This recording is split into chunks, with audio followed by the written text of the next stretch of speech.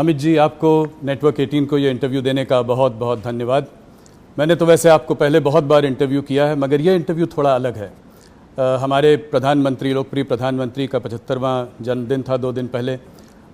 तो मुझे लगा कि प्रधानमंत्री को आपसे अच्छा और कौन जानता है। बहुत सारे लोग जानते हैं, ऐसा नहीं है, पर आप उनसे 4.5 दशक से जुड़े हुए हैं जी। तो मुझे लगा ये मौका अच्छा रहेगा कि थोड़ा मोदी की बात शाह के साथ। जी, मेरा पहला सवाल स्वाभाविक सा सवाल है, आप सबसे पहले मोदी जी से कब मिले? क्या चीज़ थी वो जिसने आपको उनकी ओर आकर्षित किया? देखिए, मिलना तो मेरा एक संघ की बैठक में ही हुआ था। संघ के एक वरिष्ठ पदाधिकारी का अहमदाबाद के कॉलेजियन स्वयंसेवकों के साथ संवाद था। इसकी तैयारी के लिए मोदी जी, मैं जहाँ रहता था वहाँ नारनपुर आए थे। 10-15 युवा स्वयंसेवकों के साथ वो कार्यक्रम में क्यों जाना चाहिए और संघ के काम के उद्देश्यों के बारे में बताते थे।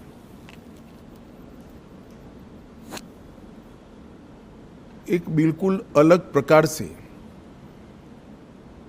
संघ के काम को मैंने उनसे सुना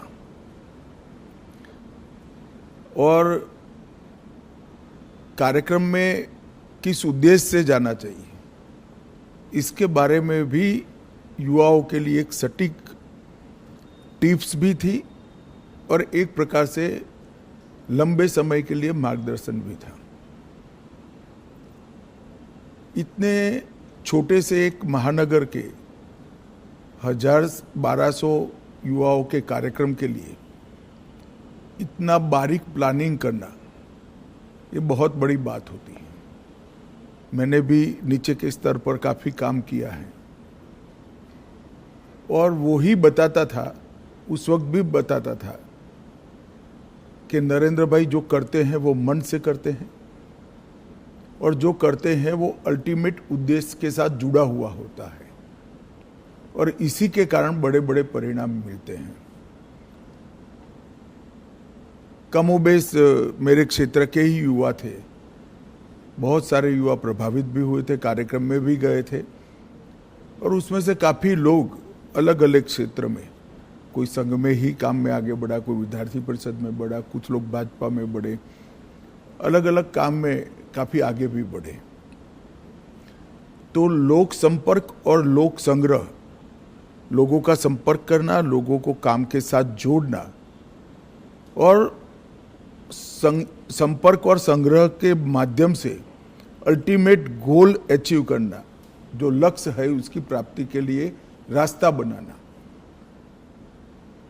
ये उस वक्त हम सब युवाओं के मन पर बहुत गहरी असर छोड़ गया और आगे चलकर इसके कई सारे उदाहरण उनके जीवन से इसी प्रकार के मिलते रहे, जिन्होंने आज दुनिया के सामने जो नरेंद्र मोदी जी है उसको बनाया। आपने प्लानिंग की बात करी तो 1995 तक भारतीय जनता पार्टी गुजरात में अपनी पूर्ण बहुमत के साथ कभी सरकार नहीं बनाई थी। उसके बाद लगातार आप लोग 7 चुनाव जीतते रहे। इसमें मोदी जी का क्या रोल रहा? इसमें प्लानिंग और उसको आप किस तरीके से देखते? भारतीय जनता पार्टी गुजरात में तीसरे नंबर पर थी। कांग्रेस, संस्था कांग्रेस से बनी जनता पार्टी और फिर भारतीय जनता पार्टी, और तीसरे नंबर पर भी हम 11 एमएलए के साथ थे। तो एक प्रकार से गुजरात में पूर्ण रूप से इतनी मजबूत सरकार बनना और इतने साल तक चलना, ये कल्पना करना भी बड़ा दुष्कर काम था। गुजरात में जब 2-3 साल लगातार अकाल पड़ा, तब पहली बार शहर के छोटे छोटे कार्यकर्ताओं को उन्होंने नेता बनाकर गांवों में न्याय यात्रा लेकर घुमाया। अकाल के लिए जहां राहत काम होते थे, जहां भ्रष्टाचार होता था, कांग्रेस की सरकार थी उस वक्त, उसको उजागर करना, न्याय यात्रा लेकर जाना। हर स्वयंसेवक, हर कार्यकर्ता लोगों के घरों से सुखड़ी, पुराने जूते, चना, ऐसी सूखी चीजें लेकर जाते थे जो अकाल के राहत काम में काम करते थे वो मजदूरों को पुराने जूते देते थे, चना सुखड़ी देते थे। एक प्रकार से उसी को मुद्दा बनाकर हमारे काम का विस्तार कैसे हो सकता है,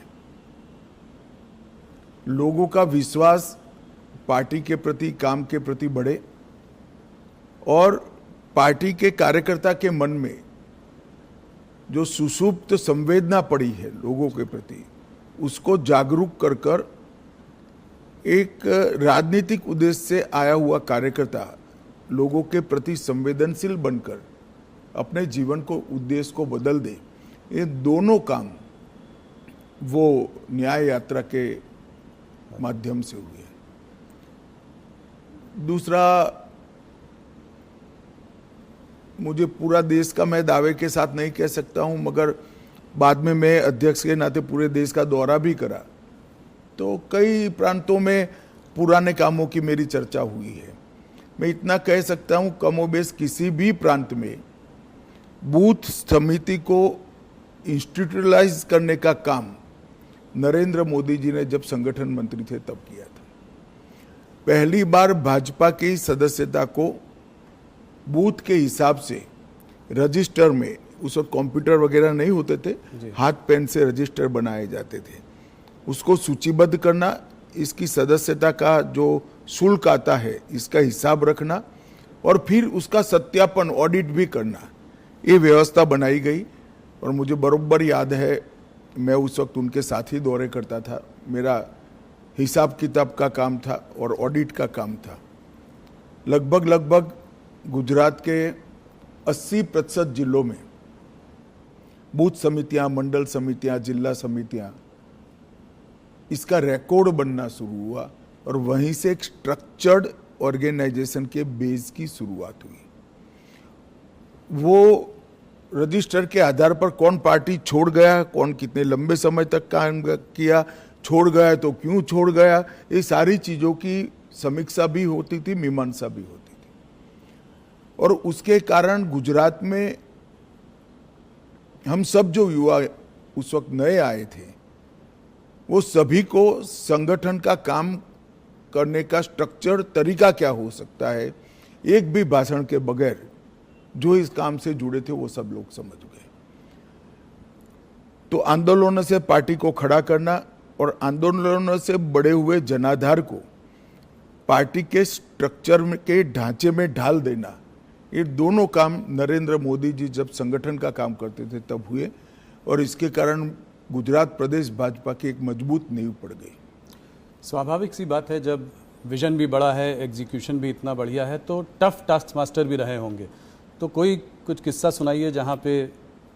ऐसे तो ढेर सारे किस्से आपको सब जगह मिल जाएंगे जी। मोदी जी हिसाब किताब कठोरता से लेते हैं, इसके कारण बहुत नाराजगी भी है। सरकार में मुख्यमंत्री बने तब भी, प्रधानमंत्री बने तब भी और संगठन का काम करते थे तब भी, मगर कभी भी व्यक्तिगत द्वेष के कारण किसी कार्यकर्ता को डांट डपूट लगाना या सार्वजनिक रूप से उसको अपमानित करना, ऐसा मैंने नहीं देखा। डांटने का या टोकने का जो भी कारण था, उसमें सूचिता थी, उसमें शिस्त थी और उसमें सिद्धांत था। सूचिता, शिस्त और सिद्धांत, तीनों चीज़ों के लिए ही कठोरता मैंने देखी है। मगर हाँ, एक प्रकार से अगर ब्रॉड एनालिसिस करना चाहेंगे तो कह सकते हैं वो बहुत टफ टास्क मास्टर है। आप कह रहे हैं आपने सबसे ज़्यादा उनके संग काम किया है, थोड़ा सा बताएं उनके आरएसएस का प्रभाव उनके ऊपर। आरएसएस के प्रचारक थे, कैसे उनको शेप किया आरएसएस की थिंकिंग ने? आरएसएस के संपर्क में जो भी आता है, संघ के संपर्क में आता है, उस पर संघ का प्रभाव निश्चित रूप से ही पड़े बगैर रह ही नहीं सकता। आज नरेंद्र मोदी जी जाने जाते हैं कैसे नेता के रूप में, जिसके लिए देश सबसे प्रथम है, उसके बाद पार्टी है, उसके बाद पार्टी के कार्यकर्ता है। ये जो राष्ट्र प्रथम का पूरा इतना लंबा कालखंड 75 साल का जो दिखाई पड़ता है, मैं मानता हूं वो संघ के ही संस्कार है और संघ के संस्कारों को लंबे डिसिप्लिन जीवन के तहत उन्होंने अपनी प्रकृति में बदला है। तो संघ के संस्कारों को स्वीकार करने में या उसके हिसाब से जीने में कोई तकलीफ नहीं पड़ती। जब प्रकृति ही व्यक्ति की ऐसी हो जाती है तो अपने आप काम उसी तरह से चलता है। अमित जी, काफ़ी लोग कहते हैं कि आप और मोदी जी एक ही सिक्के के दो पहलू हैं, तो इस जुगलबंदी का राज बताएं। कैसे केमिस्ट्री? कहना ठीक नहीं है। मोदी जी और कार्यकर्ता दोनों एक सिक्के के दो पहलू हैं। करोड़ों कार्यकर्ताओं के जीवन में उन्होंने रास्ता भी बताया है, कोई भटकता है तो उंगली भी पकड़ी है, कई लोगों के जीवन को नई ऊंचाइयां भी दी हैं और हर कार्यकर्ता को पार्टी के सिद्धांतों के आधार पर जीने की आदत भी डाली है, क्योंकि वो स्वयं कार्यकर्ता हैं। शायद ही कोई प्रधानमंत्री होगा जो पार्टी की बैठक में डायस पर से उठकर फ्रेश होने के लिए भी नहीं जाता होगा। 3 दिन की कार्यकारिणी है तो 3 दिन पूरा वो मंच पर आपको सजग अवस्था में पूरी कार्यवाही में ध्यान देते हुए दिखाई पड़ेंगे। वो बीच बीच में माइक लेकर टोकते भी हैं और एक प्रकार से मैं कहूँ तो इसके कारण कार्यकारिणियों की उपस्थिति बढ़ गई है, क्योंकि जब आपका नेता स्वयं ही बैठता है तो सभी लोगों को बैठना ही पड़ता है। मोदी जी लोगों से एक दिल का रिश्ता बना लेते हैं। मैंने देखा है कि बड़े बड़े ग्लोबल लीडर्स के साथ भी उनका 1-on-1 एक रिश्ता है। वो प्रोटोकॉल के बियॉन्ड जाकर एक रिश्ता बनाने की कोशिश करते हैं, चाहे वो ट्रंप हो, चाहे वो नेतन्याहू हो, पुतिन जी हो। तो और अगर दोस्त कभी रूठ भी जाए तो उसको मना भी लेते हैं। तो ये कैसी क्वालिटी है जो? देखिए, कोई भी नेता जब अपने लक्ष्य के लिए और अपने देश के लिए काम करता है तो प्रोटोकॉल नहीं रहते हैं। लक्ष्य को प्राप्त करने के लिए, देश को ऊपर ले जाने के लिए जो कुछ भी करना पड़ता है वो साहसिकता से वो करता है और इसमें कोई बड़ा साइंस नहीं है। जब अपने आप को आप निकाल लोगे, अपने आप के अहंकार को निकाल दोगे तो सब कुछ साहसिक हो जाता है। और ये मैंने देखा है। मैंने छोटे से छोटे कार्यकर्ता से बात करते हुए देखा है, उसको प्रेरित करते हुए देखा है, उसको डांटते हुए भी देखा है और बड़े से बड़े नेता के साथ भी इसी प्रकार का व्यवहार करते हुए भी देखा है, क्योंकि उद्देश्य पार्टी ठीक चले, राज्य ठीक चले, राष्ट्र ठीक चले, वो है। अंतर्राष्ट्रीय संबंधों में भी उन्होंने व्यक्तिगत रिश्ते तो बनाए, मगर वो व्यक्तिगत रिश्ते हमेशा भारत के उपयोग में आए। उनकी अंतर्राष्ट्रीय नेताओं की दोस्ती से मैं सार्वजनिक रूप से कहना नहीं चाहता, मगर ढेर सारी घटनाओं को मैं जानता हूं जिससे भारत को इतना फायदा हुआ है। कई प्रकार के अद्भुत फैसले हुए हैं जो कभी फॉरेन पॉलिसी के माध्यम से होना असंभव था, मगर वो देश के हित में हुई। बहुत बड़ी बात। 2014 की जीत, भारतीय जनता पार्टी की जीत, मोदी जी का प्रधानमंत्री बनना, ये अपने आप में एक ऐतिहासिक जीत थी। मैं आपके माध्यम से सवाल पूछना चाहता हूँ। आपको उस चुनाव में बहुत बड़ी एक जिम्मेदारी मिली है। आपको उत्तर प्रदेश को डिलीवर करना था भारतीय जनता पार्टी के लिए। उस वक्त कैसे आपने इसको किया और मोदी जी ने कैसे इसका मार्गदर्शन किया?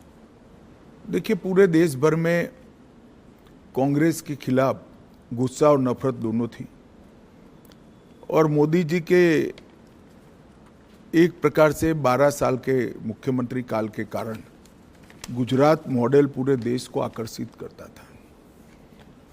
जो कमियां कांग्रेस के शासन में दिखाई पड़ती थी, वो कमियों का जवाब मोदी जी की खूबियों में दिखता था। तो एक बड़ा जनाकर्षण था नरेंद्र मोदी जी के लिए। उत्तर प्रदेश में मेरे लिए जिम्मेदारी ये थी कि संगठन ठीक ठाक कर इस लोकप्रियता को वोट में कन्वर्ट करना और वोट को मतपेटी के अंदर कैद करना। और उत्तर प्रदेश में जातिवाद से ऊपर उठकर देश के हितों के लिए वोटिंग की पैटर्न लोगों के दिमाग में ठसाना। और मुझे लगता है कि भारतीय जनता पार्टी उत्तर प्रदेश में सफलता के साथ ये कर सकी थी। हमने मोदी जी देश बदल सकते हैं ये विश्वास भी खड़ा किया। देश बदलेगा, देश बदलना है तो उत्तर प्रदेश को बदलना ही पड़ेगा, इसलिए मोदी जी उत्तर प्रदेश बदल सकते हैं ये विश्वास खड़ा किया। और जातियों की भावना से ऊपर उठकर उत्तर प्रदेश और देश के भले के लिए वोटिंग करने की एक वोटिंग पैटर्न भी हम खड़ी कर पाए। इसके लिए सघन प्रवास, संगठन का रिपेयरिंग, ढेर सारी चीजें थी, मगर मुख्य मुद्दा मोदी जी की लोकप्रियता जो अर्जित हुई थी, मोदी जी से जो आस बनी हुई थी, वो आस को एनकेस करने का यंत्रणा खड़ी करना था। मुझे लगता है हम ठीक से कर पाए, इसलिए इतना अच्छा परिणाम हमें मिला था। जहां एक तरफ मोदी जी इतने लोकप्रिय नेता हैं, ग्लोबल लीडर्स के संग भी उनका इतना अच्छा तालमेल है, ऑपोजिशन लीडर्स जैसे कि राहुल गांधी, ममता बनर्जी, ये लोग उनको तमाम तरीके से गाली देते रहते हैं, जलील करते रहते हैं, तो इसको आप कैसे देखते हैं? कोई उनको मौत का सौदागर बुलाता है, कोई। देखिए, एक दुर्भाग्यपूर्ण चीज है कि राजनीति सिद्धांतों की जगह व्यक्तिगत बातों पर ले जाने का प्रयास हुआ है। और राजनीति में जिस प्रकार की भाषा का प्रयोग होता है, मैं नहीं मानता वो हमारी डेमोक्रेटिक व्यवस्था को पुष्ट करेगी। लोकतांत्रिक व्यवस्था में स्तर विहीन राजनीति एक दीमक के समान होती है, जो लोकतांत्रिक व्यवस्था की जड़ों को खा जाती है। और मैं तो आपके कार्यक्रम के माध्यम से देश की जनता को यही अपील करना चाहता हूं कि ऐसी भाषा का जो प्रयोग करते, इस प्रकार की राजनीति को जो बल देते हैं, ऐसे लोगों ने, जनता ने दंड देना चाहिए। किसी भी व्यक्ति का भ्रष्ट आचरण हो तो वो उसकी व्यक्तिगत बात नहीं बनती है, सार्वजनिक होती है। उसके भ्रष्टाचार को उजागर करना वो विपक्ष का जिम्मेदारी भी है, परंतु चूंकि भ्रष्टाचार नहीं मिलता है, इसलिए स्तर बगैर की बातों को करना, गलत शब्द प्रयोग करना, जो भी आप बता रहे थे, और वहां तक कि मोदी जी की स्वर्गीय माता जी के लिए अपशब्द बोल देना, ये हमारी देश की लोकतांत्रिक राजनीति को पुष्ट नहीं करेगा। और मैं देश की जनता को जरूर कहना चाहूंगा कि ऐसे लोगों को दंडित करना चाहिए चुनाव के माध्यम से। पार्लियामेंट देश की सबसे बड़ी पंचायत है, वहां पक्ष और विपक्ष दोनों ने अपनी अपनी दृष्टिकोण से, अपने अपने सिद्धांतों की तहत देश के मुद्दों पर चर्चा करनी चाहिए। चर्चा करने से के लिए इससे बड़ा कोई मंच है नहीं। आप पहले दिन से ही पार्लियामेंट को बिखेर देने का प्रयास करोगे और वंदे मातरम होगा तब तक बिखेरते रहोगे, और फिर कहोगे कि हमें बोलने नहीं देते हैं।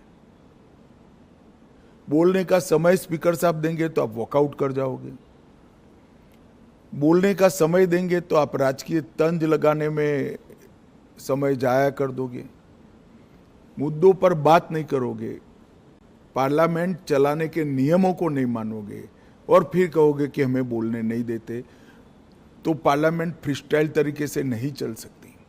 अमित जी, वैसे तो आपके 11 साल की सरकार में बहुत अचीवमेंट्स हैं, पर मैं कुछ चीज़ों पे बात करना चाहूँगा। वैसे तो बहुत समय लग जाएगा, सब पे बात करेंगे। धारा 370 को ख़त्म करना, इसके पीछे कुछ बताएं, कैसे ये हुआ, कैसे संभव हुआ, मोदी जी का क्या रोल था? आप देखिए भाई, कैसे हुआ तो पूरी दुनिया जानती है।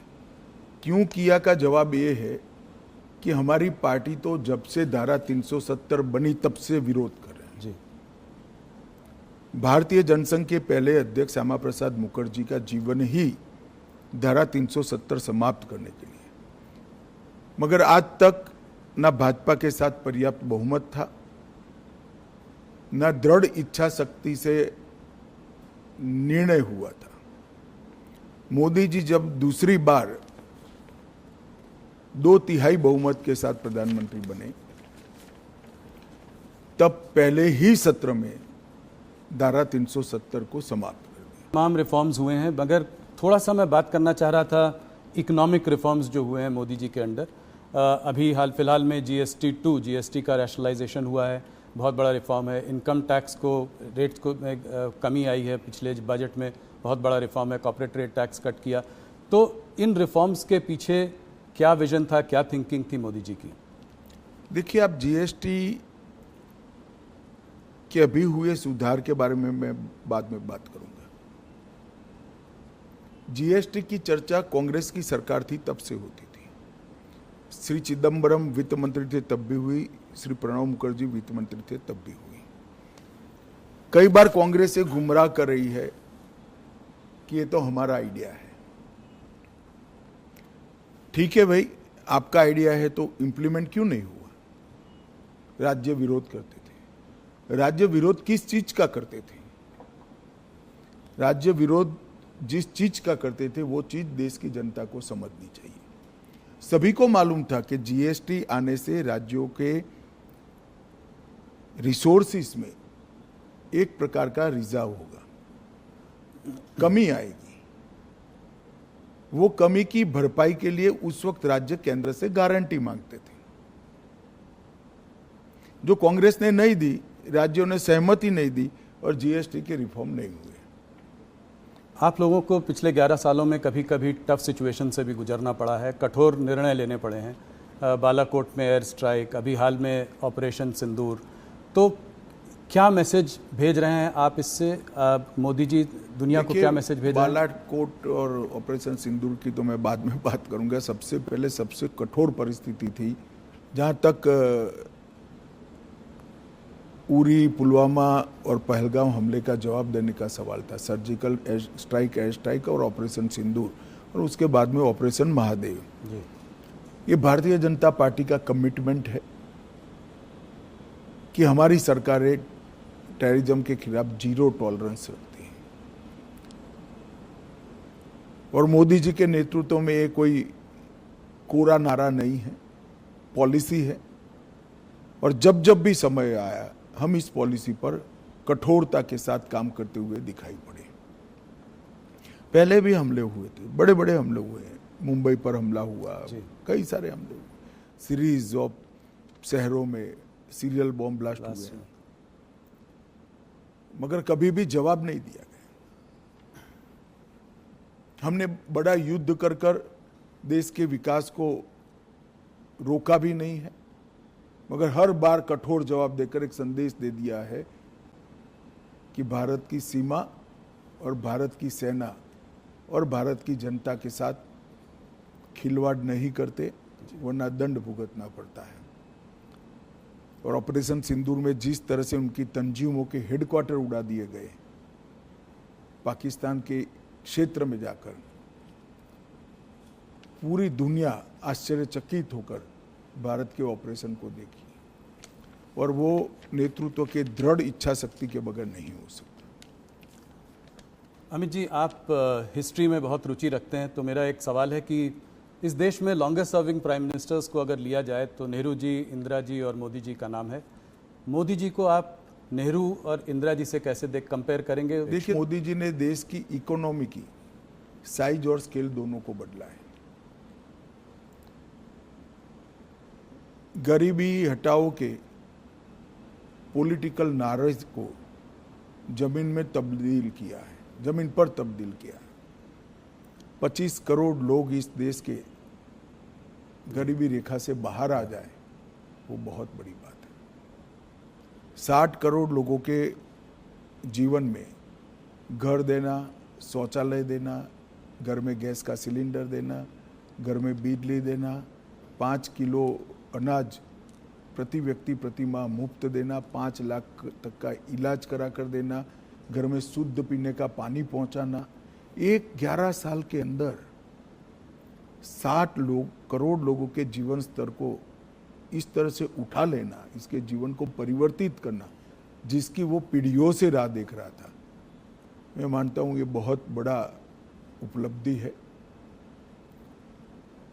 देश की सेनाओं को आधुनिक करना, देश को सुरक्षित बनाना, मेक इन इंडिया का स्वप्न साकार करना और देश के अर्थतंत्र को 11वें नंबर से 4थे नंबर पर पहुंचा देना और 2047 में महान भारत की रचना का संकल्प सिर्फ नेतृत्व का नहीं, 140 करोड़ लोगों का विश्वास जगाना कि 2047 में भारत महान होगा, दुनिया में सर्वोच्च स्थान पर होना, ये अपने आप में बहुत बड़े अचीवमेंट है।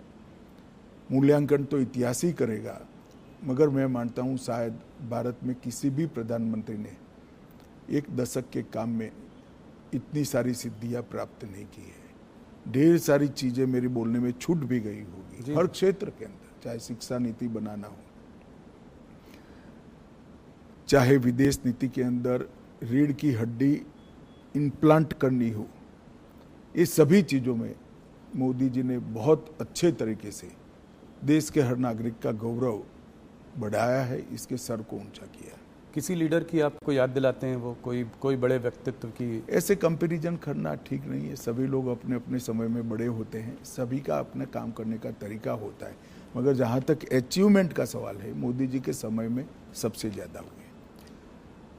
अमित जी, आपने मोदी जी पर इतनी सारी बातचीत कही, बहुत बहुत धन्यवाद। आप हमसे आज जुड़े इसके लिए बहुत नमस्कार जी।